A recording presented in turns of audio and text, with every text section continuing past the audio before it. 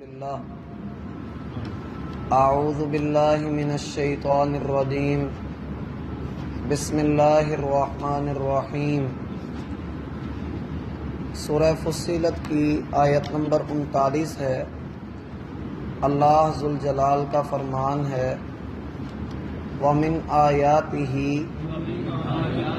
اور اس کی نشانیوں میں سے ہے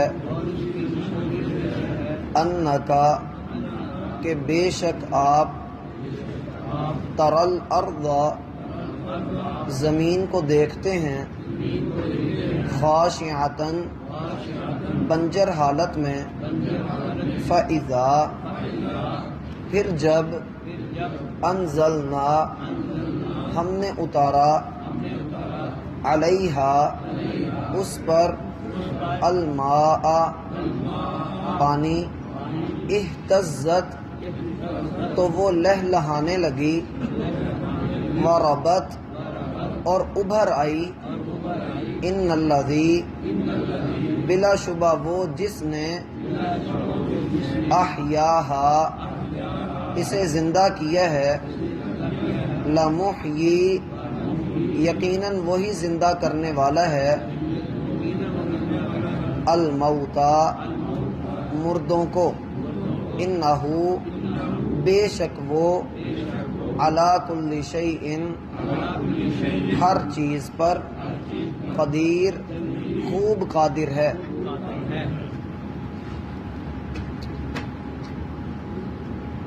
احباب گرامی،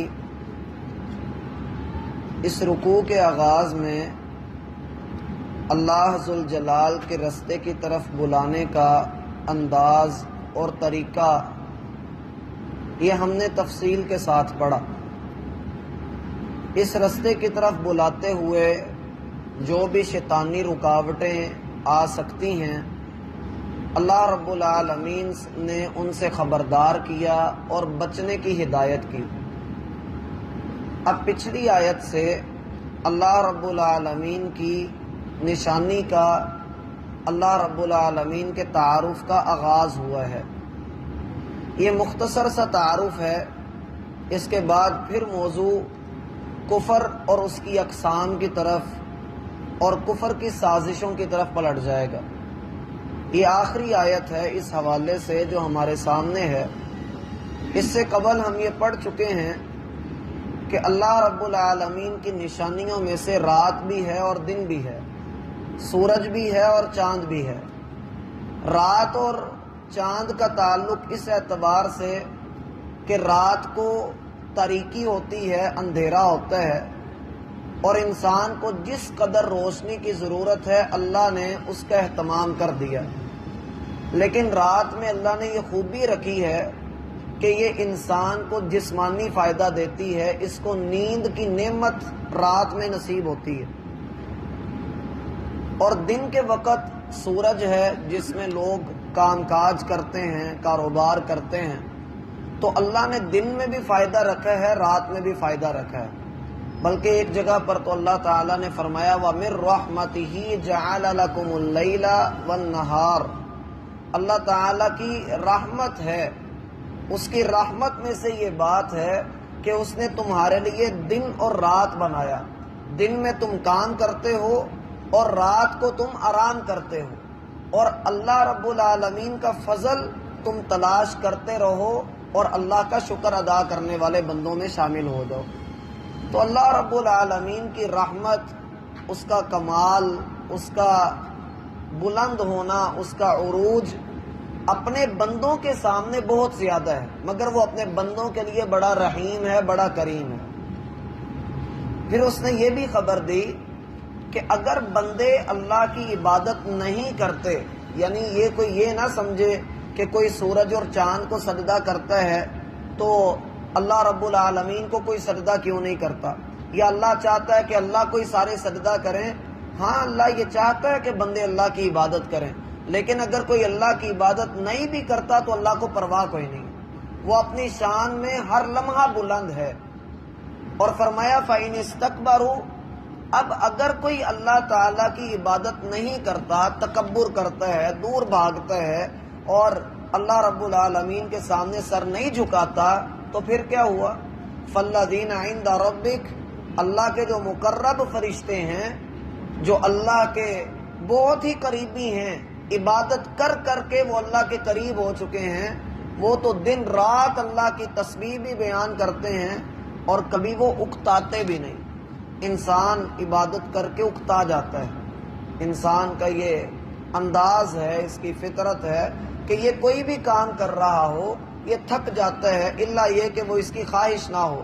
جسے جس چیز کا شوق ہوتا ہے پھر وہ شوق کا کوئی مول نہیں ڈالتا، وہ اس شوق میں اپنے آپ کو کھپا دیتا ہے، خون پسینہ ایک کر دیتا ہے۔ تو جس کو اللہ رب العالمین کی عبادت کا شوق پڑتا ہے پھر وہ اللہ کی عبادت کرتے ہوئے اکتاتا نہیں ہے۔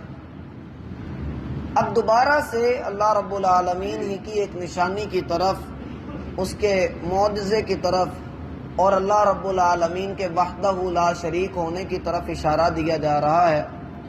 فرمایا وَمِنْ آیَاتِهِ أَنَّكَ تَرَى الْأَرْضَ خَاشِعَةً، آپ اپنی آنکھوں سے دیکھتے ہو۔ میں نے کل ذکر کیا تھا یہ وہ نشانیاں ہوں گی جن کا انسان روز مشاہدہ کرتا ہے، روز ان کو دیکھتا ہے۔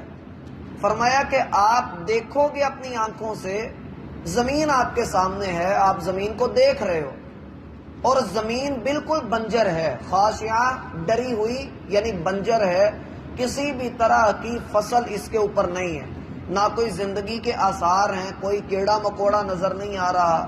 یعنی آپ صحرا کے علاقے کو دیکھ لیں یا کلر زدہ زمین کو دیکھ لیں، ایسی زمین جس پر کسی بھی طرح کا کوئی فصل کا، پھل کا، پھول کا دور دور تک کوئی نشان نہیں۔ یا اللہ ہمیں محفوظ فرمائے، عافیت میں رکھے، شدید گرمی کا موسم، جب انسان دور دور تک دیکھتا ہے تو گرم لو ہے، گرم ہوا کے تھپیڑے ہیں، بڑی مشکل گھڑی ہوتی ہے کہ گرمی کا موسم جو ہے وہ نکالنا۔ فرمایا انک تری الارض خاشعہ، آپ زمین کو دیکھتے ہو کہ وہ بالکل بنجر ہے، بالکل مردہ ہو چکی ہے، اس میں جان نام کی کوئی چیز ہی نہیں ہے۔ فَإِذَا أَنزَلْنَا عَلَيْهَا الْمَاءَ، اچانک ہم اس کے اوپر آسمان سے پانی برساتے ہیں۔ انسان جتنے مرضی ترونکے لگاتا رہے لیکن وہ چیز نہیں آتی جو رب ذوالجلال کے اتارے ہوئے چند قطروں کے ساتھ آ جاتی۔ فَإِذَا أَنزَلْنَا عَلَيْهَا الْمَاءَ، جب ہم زمین کے اوپر پانی اتارتے ہیں کیا ہوتا ہے؟ اہتزت، وہ لہلہانے لگتی ہے۔ بعض نے اس کا ترجمہ کیا ہے وہ ہلنے لگتی ہے۔ تو لہلہانا یہاں پر کنایہ ہے، اشارہ دیا جا رہا ہے کہ اس کے اوپر سے فصل اگاتی ہے اور فصل پھر لہلہاتی ہے اور پھل اور پھول ہر طرف زندگی کے آثار نظر آنا شروع ہو جاتے ہیں۔ وَرَبَّتْ، اور وہ ابھر آتی ہے۔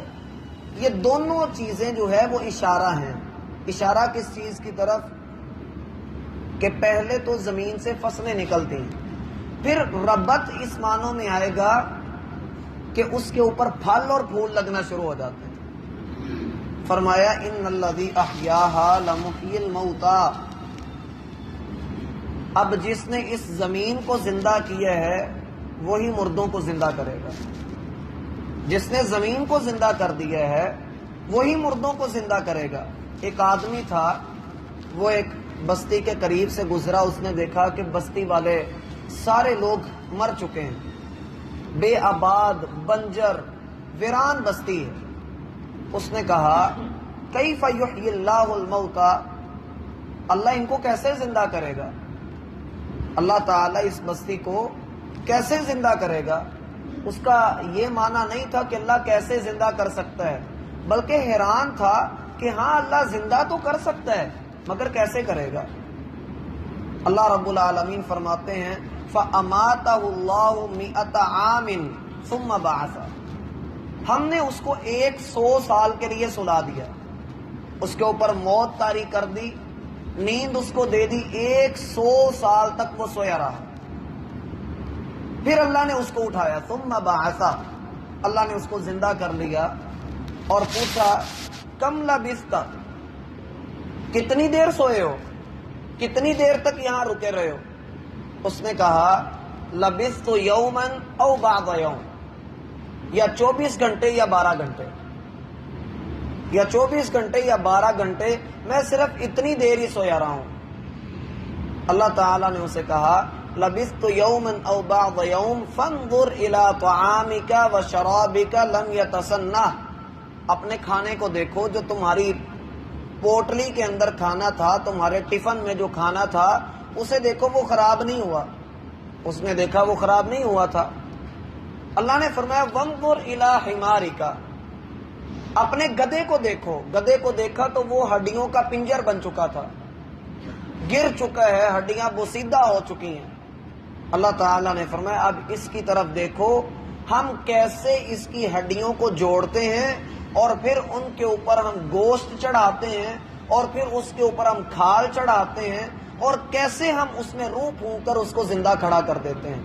جب اللہ نے یہ سارے کام اس کے سامنے کیے، قال اعلم، اس نے کہا اب میں جان گیا ہوں کہ اللہ ہر چیز کے اوپر پوری طرح قادر ہے۔ ابراہیم علیہ السلام نے بھی کہا یا ربی کیف تحیی الموتى، اے اللہ تو مردوں کو کیسے زندہ کرے گا؟ اللہ تعالیٰ نے فرمایا اولم تؤمن، ابراہیم آپ ایمان نہیں رکھتے؟ کہا بلا ولکن لیطمئن قلبی، میں ایمان تو رکھتا ہوں مگر دل کا سکون چاہیے، چاہتا ہوں مطمئن ہو جاؤں۔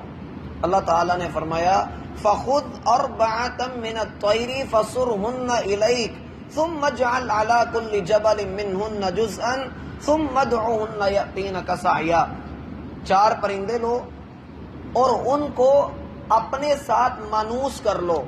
بعض اہل علم کہتے ہیں کہ انہوں نے ان 4 کو ذبح کر کے ان کا قیمہ کیا تھا اور پھر 4 پہاڑوں کے اوپر علیحدہ علیحدہ رکھ دیا، تھوڑا تھوڑا قیمہ ان کا، اور پھر ان کو آواز دی۔ اور بعض کا موقف یہ ہے کہ بس ان کو آواز دینا ہی اللہ نے کہا تھا کہ ان کو آواز دو، دیکھو وہ تمہارے پاس کیسے آتے ہیں۔ بہرحال فرمایا کہ آپ ان پرندوں کو اپنے ساتھ مانوس کر لو، پنجابی میں انہوں نے اپنے ہوتے گجا لو، ان کو اپنے ساتھ مانوس کر لو، تو جب تم ان کو آواز دو گے یأتینک سعیا، وہ تیری طرف دوڑتے ہوئے آئیں گے۔ اللہ بھی قیامت والے دن انسانوں کو ایسے ہی آواز دے گا اور انسان دوڑتے ہوئے قبروں سے نکلیں گے اور آ جائیں گے۔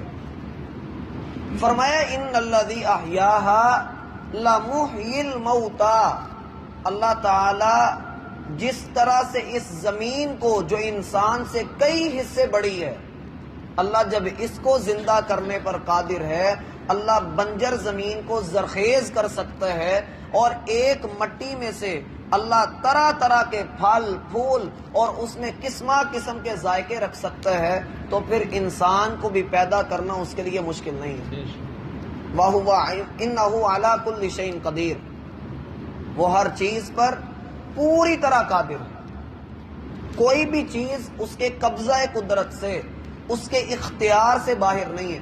اور میرا بھائی اللہ تعالیٰ کی جو صفت قدیر ہے، اس میں ہی اللہ رب العالمین کی توحید کا بہت بڑا بیان ہے۔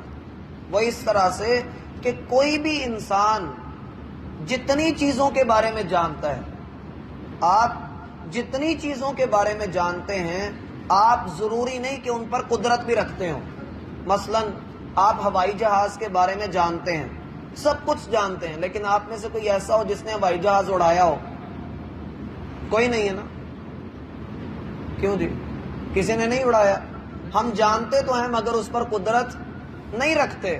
اللہ رب العالمین وہ ذات ہے، ہر چیز کو جانتا بھی ہے اور اس پر قدرت بھی رکھتا ہے، ورنہ اور کوئی ایسا نہیں ہے۔ اسی لیے قرآن میں کسی جگہ پر آپ پڑھیں گے اللہ رب العالمین فرماتا ہے انہ علیم قدیر، اللہ علم والا بھی ہے، قدرت رکھنے والا بھی ہے، تو جانتا بھی ہر چیز کو ہے اور قدرت بھی ہر چیز کے اوپر رکھتا ہے۔ یہ بھی بہت بڑی دلیل ہے توحید کی۔